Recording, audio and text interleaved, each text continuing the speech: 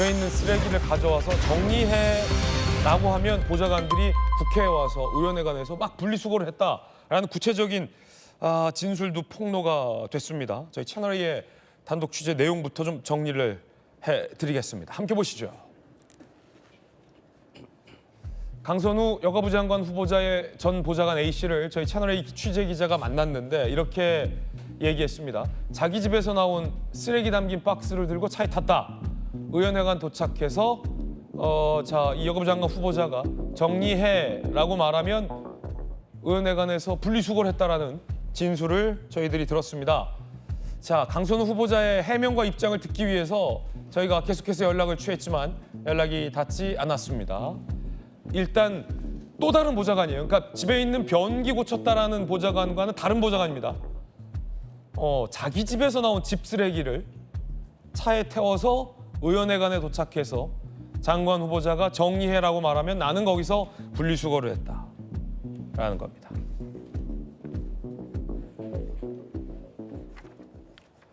애초에 다른 매체의 보도에 따르면 집에 변기가 고장나서 물바다가 됐다. 이걸 보좌진에게 시켜서 변기를 수리하게 지시했다라는 의혹까지 제기됐던 터였는데 저희 채널A가 만난 또 다른 전직 보좌진은 집에 있는 쓰레기를 국회에 가져와서 정리해라는 지시를 받고 분리수거를 했다라는 의혹까지 제기된 겁니다. 이 김근식 교수님, 예. 이게 비전 전략, 혁신 전략적이진 않아요? 예. 이거 어떻게 보십니까?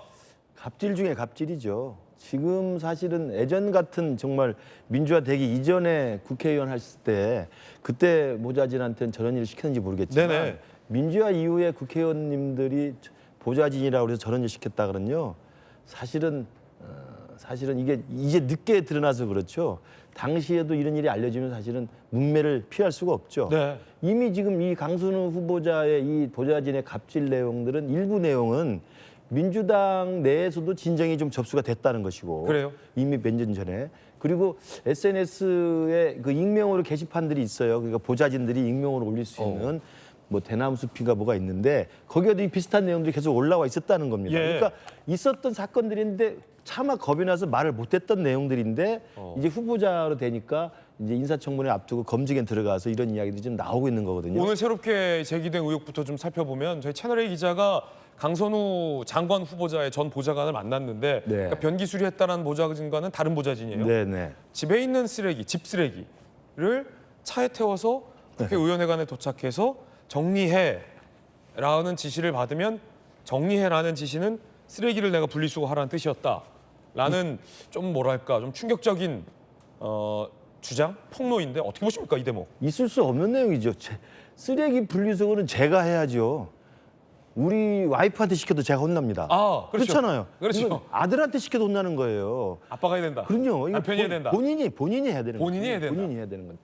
근데 그걸 가족한테 시켜도 요즘에는 혼나는 판인데 정말 자기의 일관계로 엮여 있는 네. 직장 부하 아닙니까?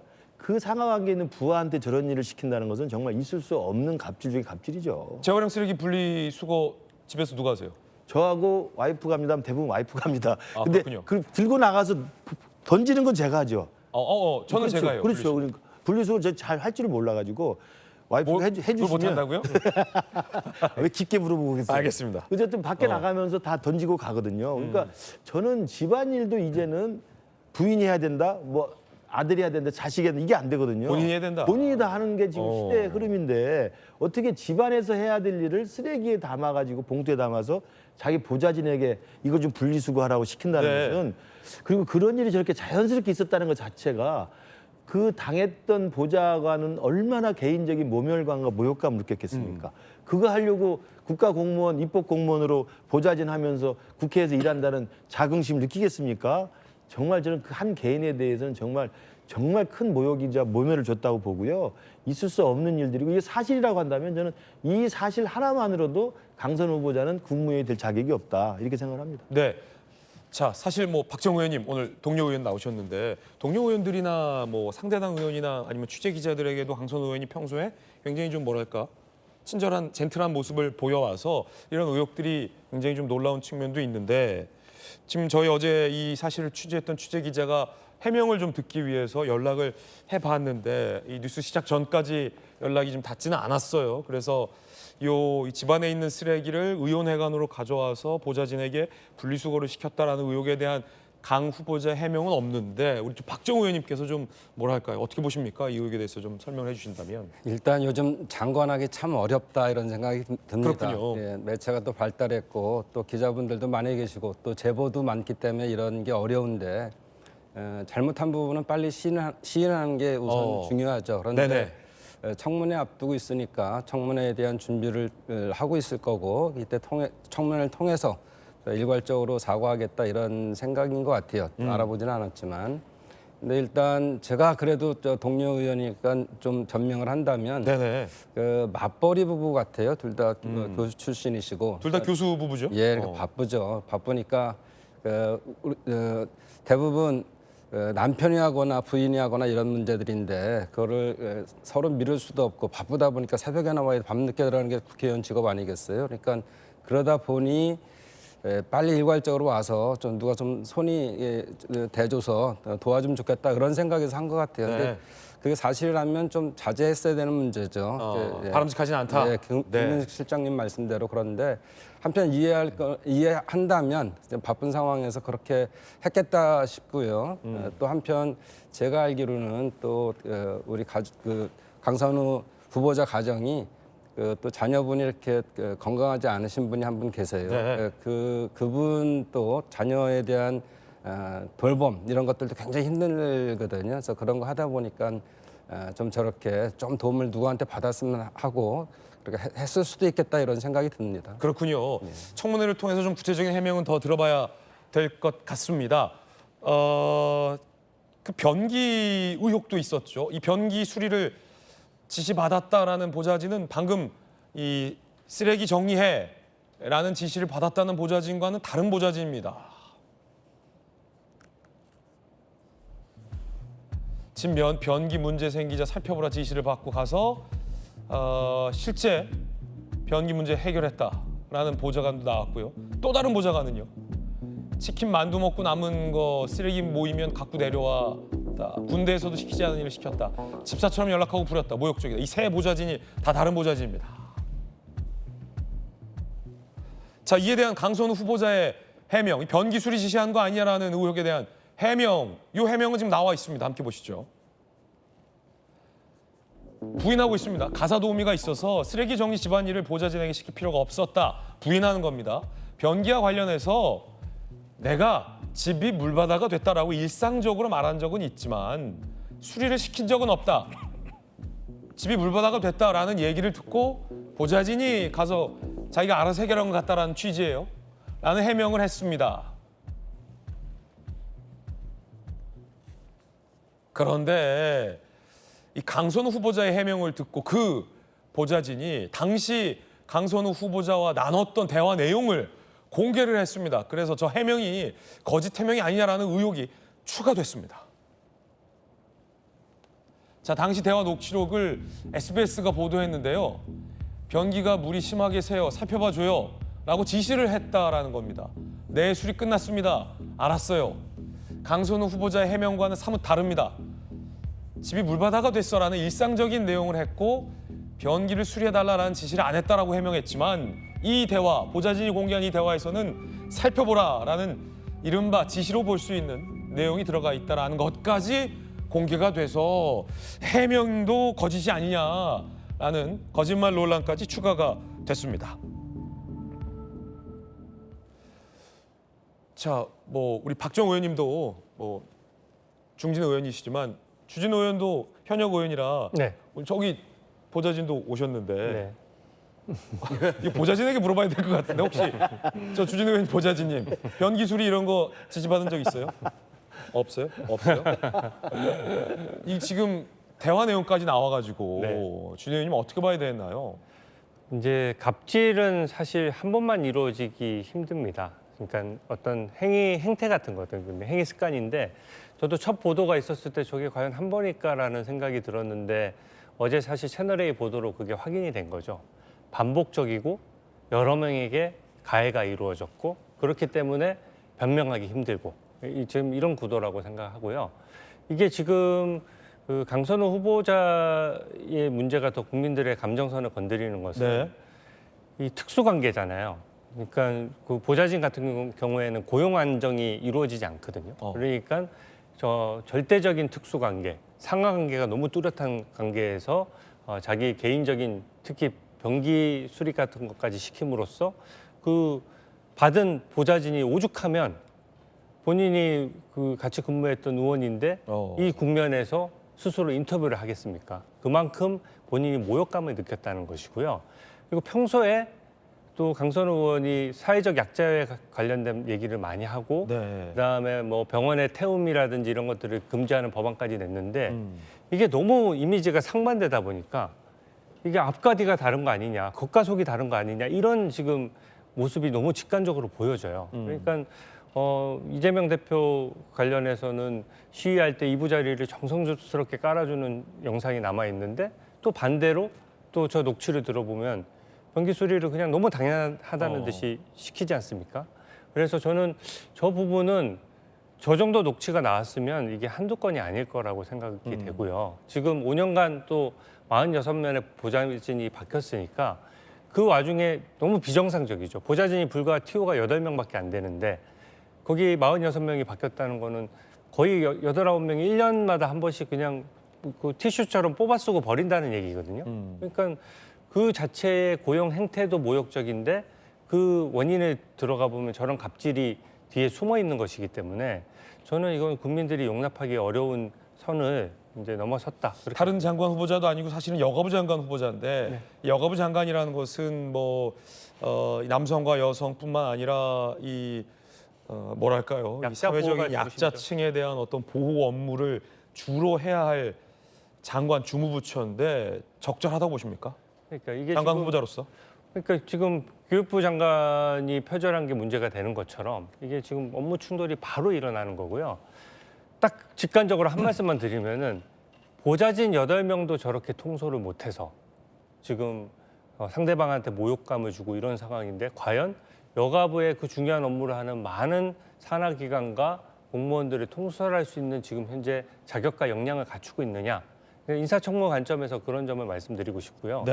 민주당 입장이 저는 좀 안타까운 것이 지금 일종의 2차 가해처럼 가고 있어요. 원래 상하관계나 특수관계에 있어서 그 약자가 폭로를 했을 때는 자기 인생을 걸고 자기 피해를 호소하는 겁니다. 근데 거기에 대해서 강자인 또 민주당의 유력 의원들이 여러분이 제가 발언한 거 보니까 보좌진이 이상한 사람일 수 있는 거 아니냐 이렇게 얘기를 한단 말이에요. 아 그래요? 네. 근데 어제 저 채널A 보도로서 지금 여러 행태들이 계속 반복돼 왔다는 게 입증이 됐고 거기에 대해서 그 보좌진에게 민주당이 책임 있는 공당이라면 오히려 사과해야 되는 것 아닙니까? 2차 가해가 꼭 성범죄에만 이루어지는 게 아니거든요. 이런 권력형 범죄에 있어서는 용기를 내서 폭로한 사람들에 대해서 이상한 사람으로 몬다든지 그렇게 하는 것 자체가 2차 가해가 될 수 있기 때문에 저는 민주당의 각성을 좀 촉구합니다. 네, 주진우 의원님의 의견 전해드리고 있습니다. 강선우 후보자의 이 적절한 해명이 나오면 저희가 바로 소개를 좀 해드리고 싶습니다. 변기 수리 관련해서 김병기 민주당 원내대표가 이렇게 해명성 발언을 했는데 이게 지금 논란이 일고 있습니다. 함께 보시죠. 김병기 원내대표 보도를 보고 진짜 기가 찼다. SBS 보도를 말하는 거죠. 언론이면 명예를 훼손해도 되는 거냐? 고장난 변기 처리 지시 보도 관련해서 지역 보좌관한테 그것도 못 물어보냐? 변기와 관련된 자문을 한 것이다. 라고 해명을 했습니다. 녹취와 사진이 공개될 예정이다라고 하니 해보라고 해. 그 보좌진이 이상하다고 볼 수도 있는 거 아니냐라고 얘기를 해서 논란이 일고 있습니다. 자, 양태정 변호사님, 그 변기 수리냐, 이 자문이냐와 관련된 좀 논란인데 이거를 변기 자문으로도 볼 수 있습니까? 그러니까 우선 강선우 후보자의 이제 여러 가지 지금 의혹들인데 아직 좀 더 사실관계는 살펴봐야 되고요. 왜냐하면 이제 강선우 후보자 본인이 이제 아니라고 부인하고 있는 상황이기 때문에 인사청문회를 통해서 아마 이건 좀 명확하게 밝혀질 보이고요. 물론 저게 전부 다 사실이다. 보좌진의 주장이 사실이라고 하면은 잘못된 부분이 있죠. 그래서 저 부분에 대해서는 잘못된 것이 있으면 사과를 해야 한다고 생각한다 합니다. 그런데 이제 이제 변기 부분은 저는 근데 저게 과연 갑질로 봐야 되나? 왜냐하면 이제 이게 변기를 수리하라고 시켰다고 뭐 우리 집 변기가 뭐 고장났으니까 수리하세요 이랬으면 그거는 뭐 변명할 여지가 없는 갑질이고 무조건 사과를 해야 되는 거지만 네. 그러니까 살펴봐달라고 한 건데 부탁한 거다. 한번 상황을 바꿔서 이게 지금 변기라고 해서 뭔가 되게 사소하고 더럽고 이렇게 표현이 돼서 그렇지만 예를 들어서 이제 물바다가 아니라 집에 불이 났다고 생각을 해보면은 우리 집에 불이 났어요. 살펴봐서 119에 신고해 주세요. 이렇게 얘기를 했어도 과연 이게 갑질로 보일 수 있을까요? 그러니까 물바다가 아니라 불바다가 네, 됐다면 물바다가 그러니까 이게 그러니까 불바다였으면은 문제가 안 되고 그러니까 이게 단순 변기술이라고 되게 사소한 거라고는 모르겠는데 아니 진짜 변기가 터져가지고 막 물이 집에 넘쳐 흘러가지고 이게 이렇게 된 거니까 좀 이게 좀 신고를 해주든가 이렇게 집이 난리가 났다. 그러니까 이게 사실 이게 불이 났다는 것과 대치해서 보면은 물론 좀 경중은 다르지만 어쨌든 이 큰일이다라는 개념에서 좀 살펴달라는 급한 부탁일 수 있다. 부탁할 수 있다는 거죠. 그러니까 수리해라, 변기 고쳐라라고 했으면은 문제가 되겠지, 생겨 있지만 이런 문제가 있으니까 집에 큰일이 났으니까 조금 급하니까 부탁을 한 거고 그리고 이런 보좌진의 문제는 의원 실내의 문제는 사실은 굉장히 복잡하고 다양한 그런 네. 배경이 있을 수 있고 또 그렇기 때문에 그런 종합적인 걸 살펴봐서 봐야지. 다른 어떤 저간의 사정이 있을 수도 있다. 네, 무조건 이걸 가지고 뭐 갑질이라고 하는 것은 좀 왜곡이다라고 생각을 합니다. 예. 저는 김근식 양 변호사님 교수님. 참 여당하기 힘들다 생각이 드는데 저희들이 참 여당하다 야당 됐습니다만 이럴 땐 야당이 좀 편한 것 같습니다. 야당이 편하다. 정말 저게 불이 났으니까 불이야 하면서 뭐 119 신고해달라고 하는 내용하고는 완전히 다른 거죠. 불이야 신고하더라도 그 119에 하는 거지 왜 자기 비서한테 시킵니까? 자기 보좌진은 그게 아니라 국회 의정활동하고 입법활동하는데 지원하고 도움을 주는 자리예요. 그걸 왜 119 신고를 시키는 것도 그 말이 안 되는 거거든요. 앞서 김병기 원내대표의 어떤 그 해명인데 변기와 관련된 어떤 자문을 구한 거다라는 건 어떻게 보십니까? 변기에 자문 구할 게 뭐 있습니까? 물이 샌다고 그래서 가서 살펴보라고 했으면은 누가 봐도 그걸 좀 고쳐달라는 이야기잖아요. 그리고 보좌진에게 자기 집안일을 이야기하는 게 그게 말이 되는 것입니까? 지금 생각해 보세요. 문재인 정부 때 아마 육군 대장 박창주 대장이라고 생각나실 거예요. 공관병 갑질해가지고 결국 나중에 수사까지 받았습니다. 그 뒤로는 우리나라 대한민국 육군과 해군과 공군 모든 군대에 공관병 자체가 사라졌어요. 그 정도로 큰 사건이었어요. 그럼 공관병은 어떤 겁니까? 공관병은 그래도 공관을 지키는 사람이고 공관에서 일을 돕는 사람입니다. 그런데도 그 공관병에게 세탁을 시키고 빨래를 시켰다고 해서 문제가 됐던 거거든요. 이건 의원회관에 있는 보좌진들은 의원회관에서 의원 입법 활동과 의정 활동을 돕는 사람들이에요. 그걸 개인에게 자기 집안일 쓰레기, 변기, 불이야 신고해라 이야기하는 게 아니에요. 그러니까 저는 이걸 차원을 정말 상상이 안 되는 게 저렇게 생각하는 것 자체가 공사 구분이 전혀 없는 국회의원이죠. 그렇지 않겠어요? 자기의 공적인 일을 도우라고 있는 국가 공무원, 입법 공무원을 자기의 사적인 집안일과 개인 일을 시켰다는 것 자체가 권력의 공과사를 구분하지 못하는 거예요. 저는 심각한 문제가 있고 어떻게 저런 분이 장관을 하면서 업무를 수행할 수 있겠습니까? 제가 좀 박정호 의원님. 예. 동료 의원이라 꼭 네, 그런 건 그럼요. 아니고 저도 이제 국회의원을 하니까 예. 근데 그 저희 집은 이제 저희 집 사람이 있으니까 안 사람이 무슨 일 있으면 대부분 다 처리합니다. 저보다 잘합니다. 그런데 보니까 파주를 뭐 지역 사정까지 사모님께서 더 잘 알고 계시던데. 아니 지역구는 잘 관리를 안 하시고요. 네, 저희 집을 잘 관리합니다. 집 곳곳을. 예, 그런데 집이 아까 말씀드린 것처럼 아무도 지금 그 부부가 다 맞벌이 하다 보니까 일이 터졌다고 연락은 왔는데 이거 어떻게 되냐. 근데 저희가 사실은 공문을 보고 있어요. 무슨 회의를 하고 있거나 포럼하거나 또는 뭐 이렇게 본회의가 열릴 수 있는데 빨리 옆에 있는 사람한테 물어보는 게 인지상정입니다. 이거 왜냐하면 또 어떡하지? 이제 물이 사고 넘치면 있다 아래층으로 그러니까. 누수로 피해를 이어질 수도 있거든요. 예, 그래서 이거 어떡하지 하고 얘기를 한 거고. 근데 이제 표현한 것처럼 저것 좀 해 이런 게 아니고 이거 어떡하죠? 이거 이렇게 하면 건 자문이 되는 거죠. 그래서 도와주길 바라는 거죠. 이게 똑같이 자기가 처리할 수 있으면 좋겠는데 쫓아가서 그러지 못한 상황이 되면 물어보고 그거를 그 집에 있었다면 그거 직접 수리하거나 수리할 수 있는 사람한테 전화를 해서 이거 좀 해주세요 이렇게 할 텐데 그건 못하는 상황이잖아요. 그래서 그 처리를 좀 부탁했을 건데 이 정도는 부탁할 수 있다. 예, 근데 그 이후에 관계 그 보좌진하고의 관계가 어떻게 됐는지 모르지만 다단한 있으니까 복잡한 상황들이 있어서 이렇게 네. 관계가 틀어져서 이게 불거질 수 있는데 심정은 이해가 됩니다. 그럴 수 있겠다 이 급한 상황에서. 예. 김병기 원내대표의 어떤 뭐랄까 이 입장 다시 한번 띄워줘 보실까요?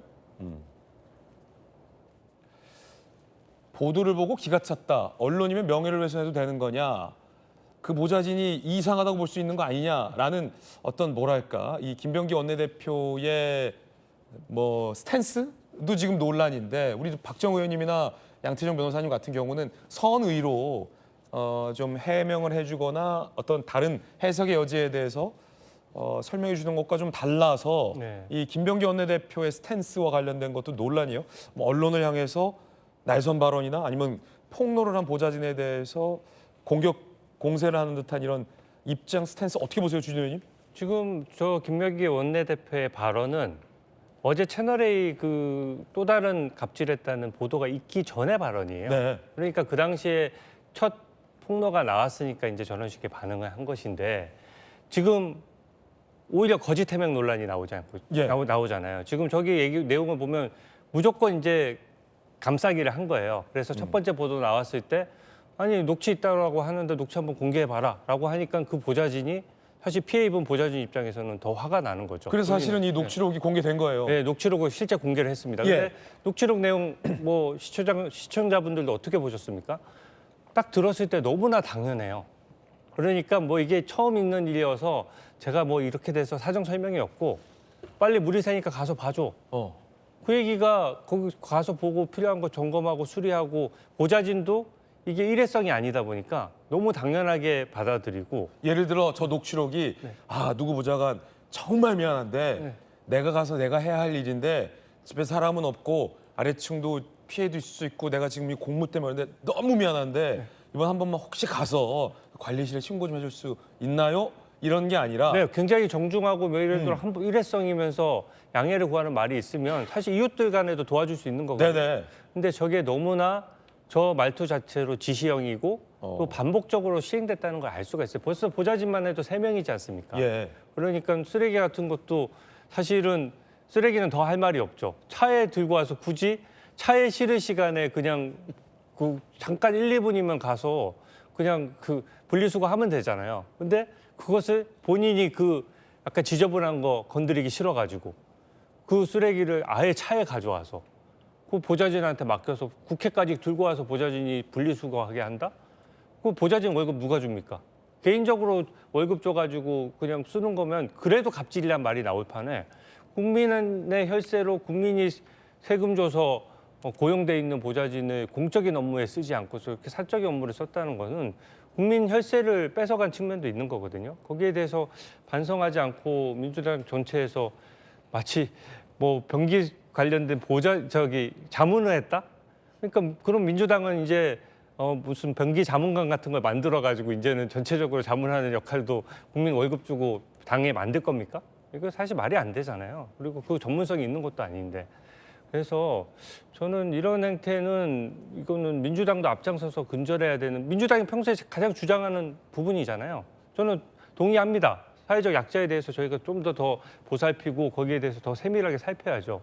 근데 왜 반대 방향으로 가고 본인들의 의원이 문제됐을 때는 이런 식으로 국민들 입장에서 도저히 납득할 수 없는 해명을 하냐 이거죠. 그리고 마지막으로 매번 이게 청문회에서 해명하겠다. 이거 이제 좀 지겨울 정도예요. 청문회 그날만 해명해야 되는 게 아니에요. 이미 그 장관직으로 지명되면 원래도요.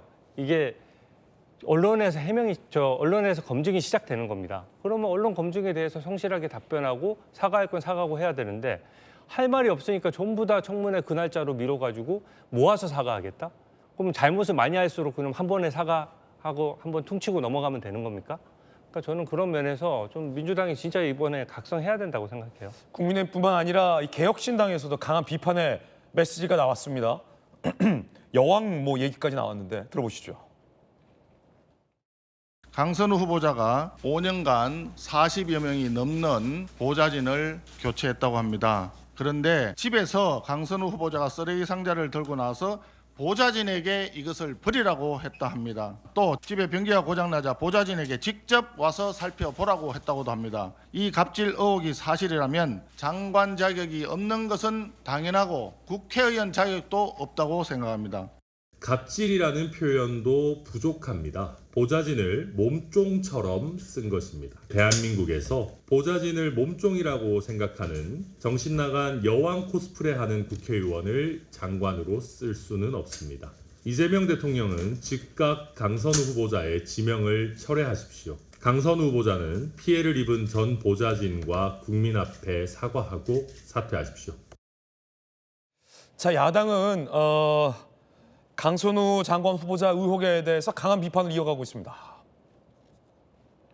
주진우 의원 여기 또 나왔네요. 갑질의 달인 강선우의 위선 국민 앞에 공개됐다. 박성호 대변인, 이정부 초대 장관 후보자들은 도덕성 비리 종합제. 박민영 대변인, 청문회에서 밝히겠다는 고장난 레코드만 반복하고 있다. 야당 보좌진 협의회에서 성명이 나왔습니다.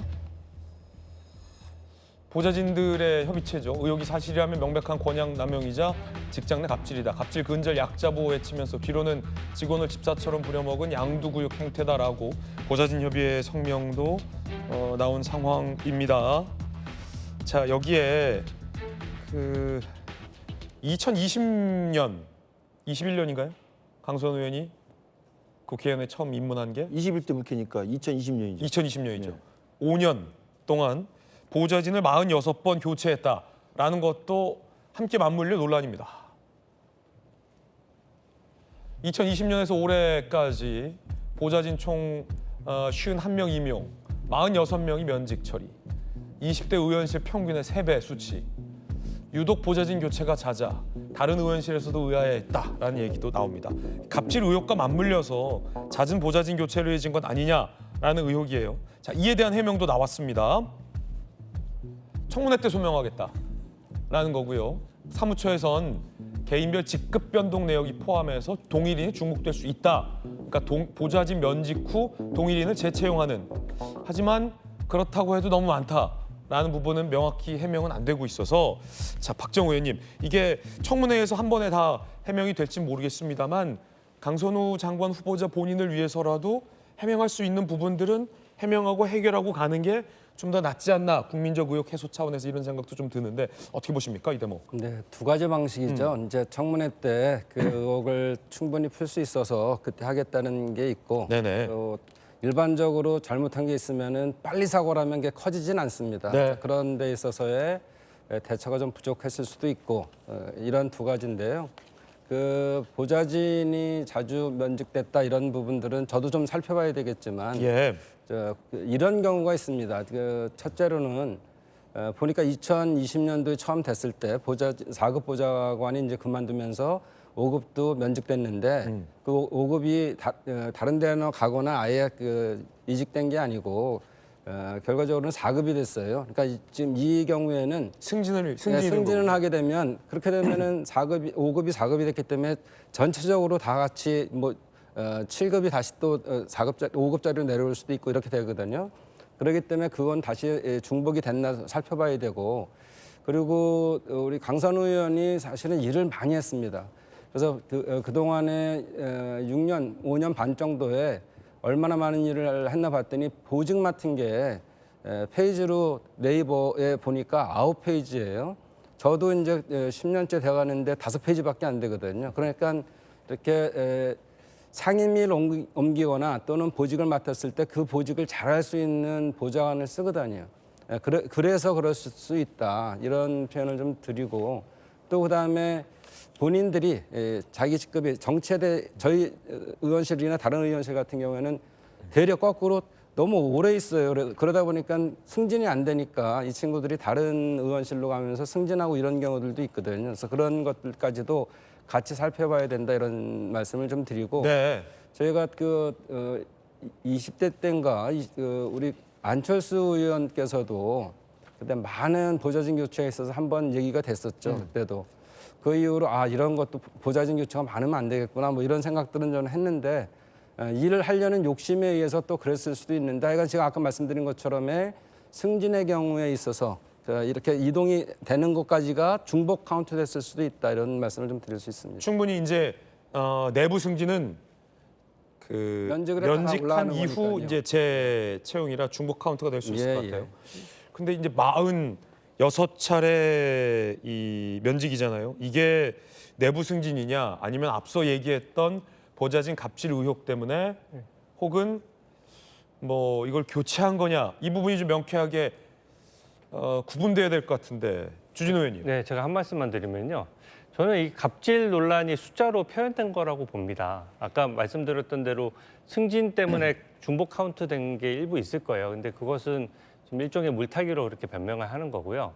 실제 제가 전체적인 내역을 한번 쭉 봤어요. 근데 9급이 제일 막내 보좌진이거든요. 그렇죠. 네, 9급 보좌진이 5년 동안 5번 바뀌었습니다. 그러니까 지금 인턴을 뺀 거죠, 이거는. 네. 어. 그럼 이거는 승진하고 상관없는 거예요. 뭐 5명이 그 막내 보좌진이 네. 몇 번 바뀌었다고요? 5번 바뀌었어요. 5번. 네. 그리고 9급 그 같은 경우에는 가장 갑질에 어떻게 보면 노출될 수 있는 거고요.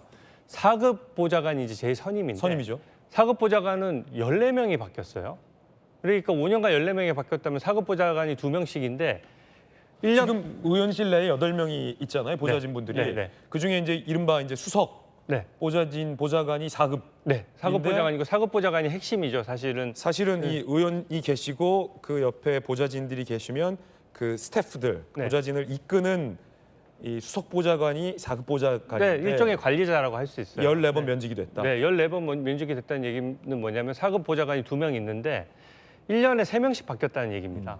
그러니까 이게 정상적인 조직 관리겠느냐는 거예요. 그리고 아까 상임위 관련해 가지고 뭔가 바뀌더라도 상임위 바뀌었다고 보좌진을 그때그때 바꿉니까? 저희가 지금 비정규직의 정규직 전환도 지금 문제되고 항상 그런 것들을 사회 발전 방향에 따라서 최대한 정규직화하고 이렇게 해야 나가야 되는 판국인데 아무리 국회의원이라지만 고용 안정이 안 된다고 해서 그 9급 사회 초년생이잖아요.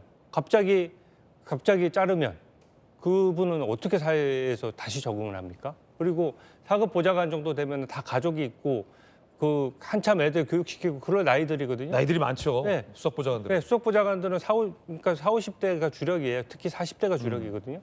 그러면 그 40대 주력인 본인들도 가족이 있을 텐데 갑자기 나가라고 하면 어떻게 하느냐는 거죠. 그러니까 이게 지금 조직 관리 능력과 인성과 이 갑질 의혹과 이런 게 다 맞물려 돌아가기 때문에 이 46명에 대해서 할 말이 있다라고 하면 벌써 충분히 얘기를 했을 거예요. 근데 이 부분은 저는 설명한다고 하더라도 변명에 불과하지 않을까 그렇게 봅니다. 제가 주진우 의원님보다는 조금 더 박정호 국회의원에 의원님. 있었으니까. 네. 예. 근데 그게 아까 중복되는 얘기인데요. 일이 많다 보면 사실은 국민의 혈세를 가지고서 국회의원이 일을 해야 되기 때문에 가장 적합한 보좌관을 쓰는 게 또 맞습니다. 근데 이게 과방위에 있다가 예를 들어서 보건복지부로 갔는데 이 일을 잘 못하면 서로 바투하기도 하고 그렇습니다. 그래서 서로 간에 이 일을 잘할 수 있어요. 그럼 못하면은 또 쉬기도 하고 다시 또 들어오기도 하면서 이렇게 운영이 되죠. 그리고 또 하나 굳이 또 말씀드리면 9급은 그 자체에서 승진하는 것도 있지만 너무 사실은 봉급이 작습니다. 이 문제도 저희가 해결해 줘야 되는데 이 9급들은 그래서 자리가 날 때 다른 의원실로 특히 많이 가는 자리가 9급이고요. 그렇기 때문에 그럴 수도 있다 이렇게 말씀드리겠습니다. 강선우 의원이 평소에 이 발의한 이 법안과 지금 제기되는 의혹들이 상충한다라는 지적도 있습니다. 함께 보시죠. 이런 대목들인데 태움방지법을 발의했습니다. 간호사 직장 내 괴롭힘 방지 관련 법안인데 이 보좌진 갑질 의혹이 정작 본인에게 제기됐다라는 부분이고요. 스쿨존 내 신호위반 가중처벌법을 발의했는데 스쿨존 신호위반 과태료를 늦장 납부했다라는 논란도 일고 있습니다. 주유비 의혹까지 제기됐습니다. 정치자금 회계 보고서 지출 내역 2020년에서 2024년 총 218건 추가 주유 1,974만 원이 지출됐는데 매달 지금 유류비 외에 매년 460만 원가량 추가 주유를 했다라는 것으로 대형 승합차로 서울, 부산을 약 153회 왕복 가능한 양의 기름이 왜 이렇게 많이 들었냐라는 논란도 일고 있습니다. 해명도 있습니다. 지역 활동뿐 아니라 여러 역할을 많이 수행해서 이동이 많을 수밖에 없었다. 강선우 의원이 많은 보직을 맡긴 했습니다. 라는 해명도 나오고 있습니다. 변기 자문이냐, 변기 술이냐, 여러분 어떻게 생각하십니까? 국민들이 이 의혹을 어떻게 바라보는지가 중요할 것 같습니다. 강선우 후보자의 해명이 나오면 저희가 소개를 해드리겠습니다. 교육부 장관 문제인데요. 오늘 동아일보를 보니까 동아일보 기자들이 이진숙 후보자가 쓴 논문 130편을 다 분석을 했습니다. 그중에 적게 잡아도 11편이 이른바 제자의 논문을 표절한 의혹이 짙게 짙은 걸로 제기가 됐습니다. 저도 동아일보 기자 출신이지만 동아일보가 예전부터 인사청문회 검증을 잘했거든요. 다른 일간지보다. 집요하게 130편 논문을 다 살펴봤는데 중앙일보에서는 이 제자 논문을 앞세워서 이 국책 연구비를 타갔다라는 의혹도 제기가 됐습니다. 게다가 교육부 장관 후보자인데 차녀의 불법 유학 논란까지 일고 있습니다. 뭐부터 볼까요, 피디님? 알아서 띄워주세요. 우리 피디님들이 이거부터 띄웠군요. 이진숙 교육부 장관 후보자의 차녀 불법 유학 논란인데 중학교 졸업 전에 부모 동행 없이 홀로 미국을 유학 보내서 현행법 위반이라는 얘기가 나오고 있습니다. 부모 모두 1년 이상 출국이 불가피할 경우 이걸 원칙적으로 금지해놨다라는 거죠. 이걸 교육부 장관 후보자가 어겼다라는 겁니다. 자, 해명이 나왔는데 해명도 논란입니다. 법을 몰랐다라는 겁니다. 고발당했습니다. 딸 유학 당시 국립대 교수 매우 부적절한 처사, 교육부 수장되는 건 어불성설이다라는 고발도 시민단체로 당했습니다. 문제는 이 제자의 논문을 표절했다는 의혹도 추가된 거죠. 자, 이 오타까지 베꼈어요. 10m 정도인데 제자는 제대로 썼는데 장관 후보자는 이걸 정을 영타로 잘못 쓴 거죠. WJD. WJD. 그리고 제자가 오타를 썼어요. 사용하고 않았으며 이진숙 장관 후보자도 그대로 오타까지 베꼈다라는 논란도 일고 있습니다. 자, 오늘 동아일보가 140편 논문을 다 분석했어요. 저도 동아일보 기자 입사해서 이런 거 뒤져보느라 정말 힘들었거든요. 청문회 때마다. 후배 기자들이 이걸 다 지금 뒤져본 건데. 진짜 열심히 했네요. 예, 역효과를 초래하고 초래죠. 근데 이제 장관 후보자가 오타까지 다 그대로 베꼈었다라는 겁니다. 130편을 살펴봤는데 최소 11편이 제자 논문을 표절했다라는 의혹을 동아일보는 제기하고 있습니다. 교수님 계셔서 얼마나 많은 논문 심사를 하셨습니까? 본인도 얼마나 많은 연구 논문을 발표했습니까? 김근식 교수님. 동아일보 분석에 따르면 표절률이 어떤 논문은 굉장히 높아요. 예. 40% 후반까지 달하는 표절률도 나왔는데 오타까지 지금 중복됐고 이건 베낀 겁니까? 안 베낀 겁니까? 교수님. 다 베낀 정도가 아니라요. 저건 제 생각에는 파일을 받은 거예요. 아니면 파일을 갖고 있었던가. 그렇지 않고 저걸 어떻게 다 일일이 쳐겠습니까? 그러니까 저는 이게 굉장히 악질적인 게 사실은 예전에 이 학계에서도 연구윤리에 대해서는 굉장히 엄격하지 않았기 때문에 옛날에는 남의 것들을 옮겨오면서도 이 쿼테이션을 잘 안 한 경우가 많이 있었어요. 그러니까 남이 쓴 내용을 옮겨오는데 이건 누구 거에서 어디에서 베낀 겁니다라고 이 인용을 해줘야 되거든요. 근데 그걸 잘 안 했던 정도가 있었는데 2007년부터 교육부에서 연구윤리 지침을 딱 만듭니다. 그리고 그때부터는 2007년 이후부터는 모든 학계 그리고 실제로 그 대학에 있는 연구업체뿐만 아니라 그 대학에 있었던 사람이 어디 공무원에 되거나 아니면 공직에 들어갈 때 그 연구윤리에 대한 지침이 굉장히 강화됩니다. 네네. 근데 이게 전부 2007년 이후에 나온 논문들이에요. 저는 그게 굉장히 심각하다고 봅니다. 아예 2007년 이전 그래 그때는 학계가 좀 엄격하지 않았으니까 넘어갈 수 있는 일이라고 쳐도 문제가 되는 건데 이건 2007년 이후의 논문들입니다. 저는 그 부분에서 깜짝 놀랐어요. 충남대 교수라고 총장까지 하셨다는 분이 2007년에 전국적으로 교육부가 연구윤리 지침을 딱 만들어가지고 그게 따르라고 했는데도 불구하고 저렇게 했다는 게 저는 정말 도덕적 해이가 크다는 생각이 들고요.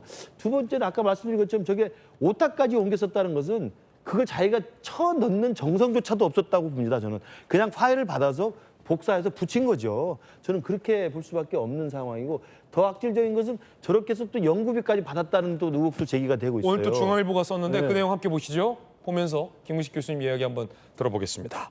제자의 연문을 요약해서 연구비를 수백만 원 수령을 했다. 그런데 이 제자를 일저자로 올려주지도 않았다라는 부분이 지금 논란입니다. 이 부분이죠? 그렇죠. 그러니까 저게 이제 저분이 공대 출신이기 때문에 공대는 실험실을 운영하면 그 실험실에서 역할을 주고 역할과 관련된 걸 석사 논문을 쓸 수 있어요. 그러면 공동저자가 들어갈 수는 있습니다.